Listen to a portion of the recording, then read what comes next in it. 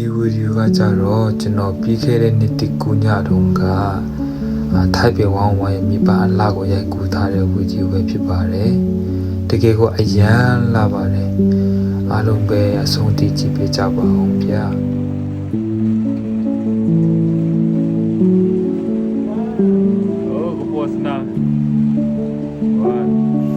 တကူအတွက်မိဘဖောက်ဖို့တမန်အလုံးမှာပဲဖြစ်ပါတယ်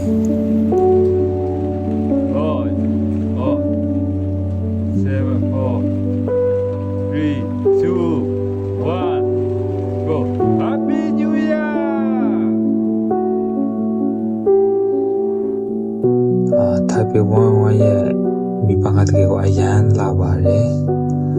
အနာကကြည့်တော့ပိုပြီးလာမယ်လို့ထင်ပါတယ်ဒါပေမဲ့လည်းကျွန်တော်အဲ့ဒီညကမိုးလေးရွာမိုးလေးအေးဆိုတော့ကျွန်တော်တို့ထိုက်ပေဝမ်ဝမ်ရဲ့အနာကိုတွားကြည့်လိုက်ရဘူးပေါ့နော်ကျွန်တော်တို့နေတဲ့အဆောင်ကနေကြည့်လိုက်တကယ်ကိုအရန်လာပါတယ်ဒါပေမဲ့အဝေးကနေပဲရိုက်ထားတာဆိုတော့တစ်ချက်တိမ်ဖုံးထားရတော့ရှိပေါ့နော်သူတို့ဒီထိုက်ပေဝမ်ဝမ်ကမိပန်းကို9မိနစ်ကြာအောင်ဖောက်ပါတယ်တကယ်ကိုအရန်လာပါတယ်အဆုံးထိအတူတကွကြည့်လိုက်ရအောင်နော်